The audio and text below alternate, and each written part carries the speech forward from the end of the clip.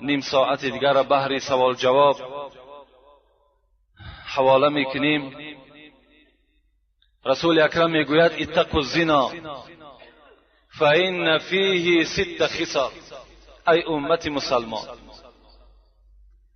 از زنا پرهیز کنید، زیرا که در زنا 6 خصلت است.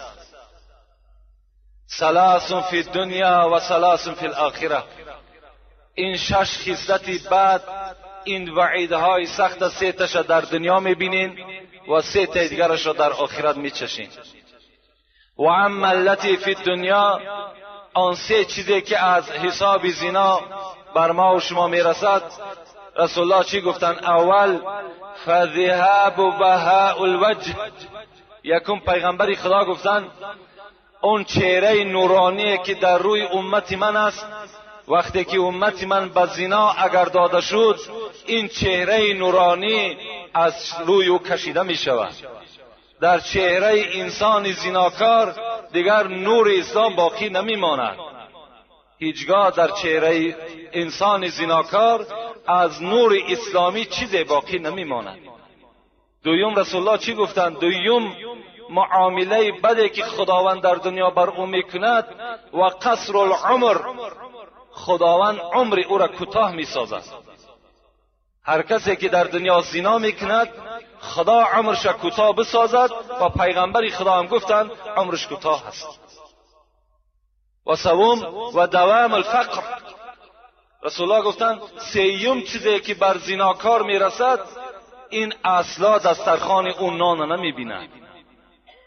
اگر چند دولت دارد، دولتی او تیز است که خراب میشود.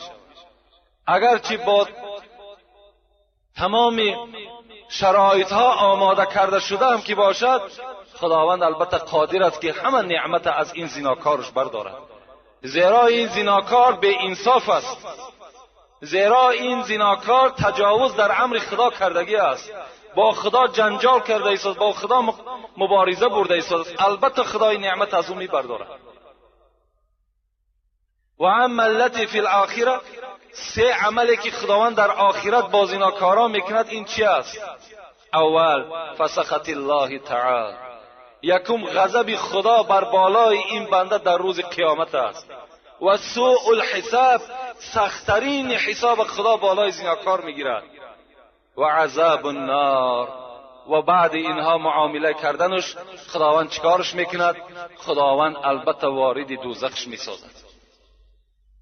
البته این مکافات شخصی هست که در دنیا زنا میکند. شمس الدین ذهبی میگوید در کتابش مکتوبا فی زبور، در کتاب زبور میگوید کتابت کرده شده بود این الزنات معلقون بفروجهم فی النار.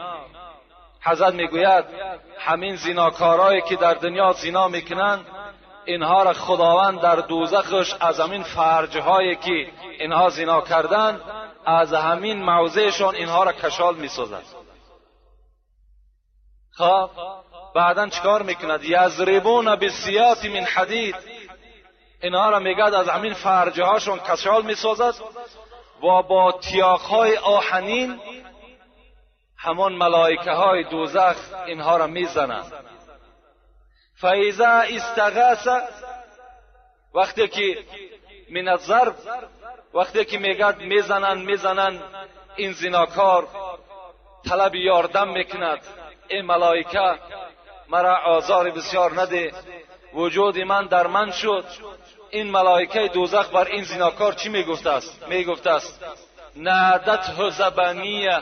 همین ملائکه دوزخ میگفته است این کان هذا الصوت و انت تضحك و تفرح و تمرح ولا تستحي منه. این ملائکه دوزخ میگفته است این طلب یاردمی که الحال از من میکنی، آیا نمیشد که همین طلب یاردم در دنیا میکردی؟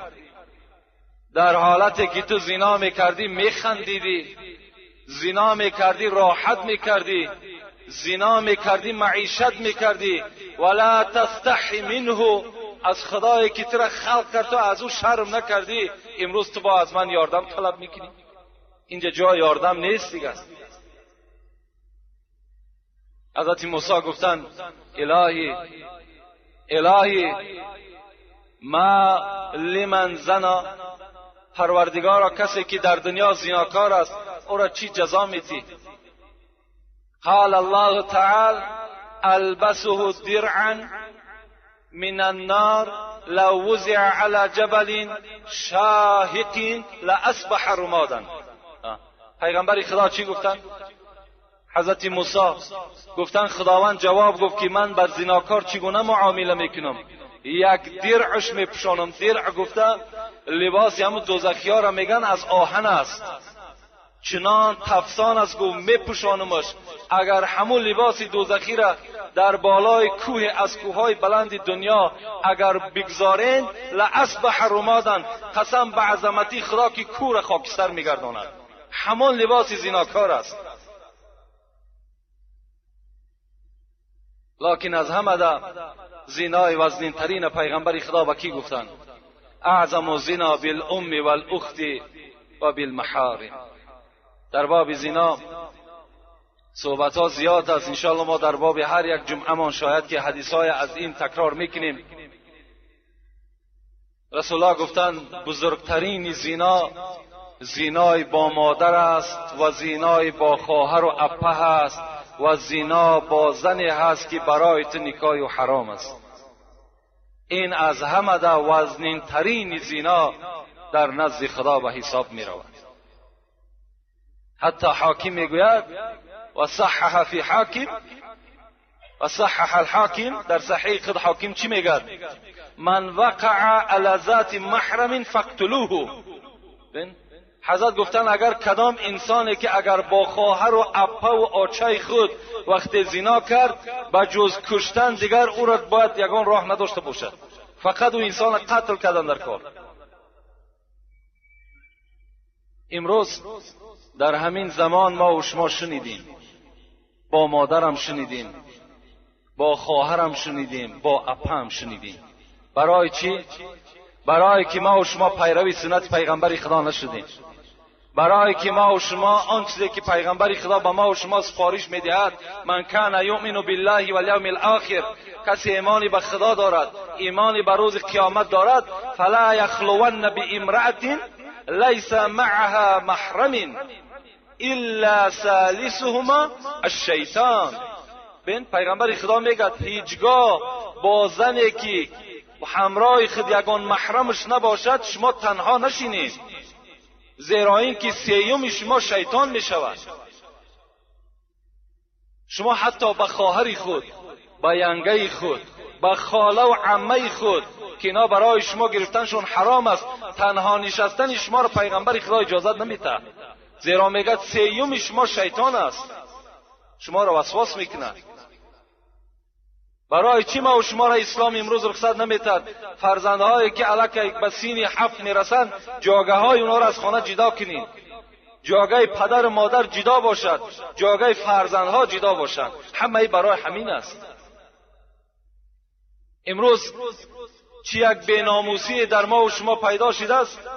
در خانه ما و شما وقتی یک رفیق ما و شما، یک همسایه ما و شما میآید، خدمت دسترخوان ما و شما را زن ما و شما میکند. این در کجاست آخه؟ همین ناموس است. دختری تو، خواهری تو، زنی تو نخواد در رفیق تو بیاد دسترخوان پرتاید. آخه اگر سخت هم نرسد دستت نمیشکند، مهمان توست. حضرت عمر در خانه نمی نشست، مهمان که می آمد نزد دروازه راست می ایستاد، میگو شرم میدارم که نزد مهمان نشینم در حالتی که ملائکه ها راست ایستادگی هستند. ما و شما می نشیم بعد فرمان میتیم. کاش که او زنی تو با یک لباسی خوب داشته باشد، کشال می شود تمام وجودش میتابد.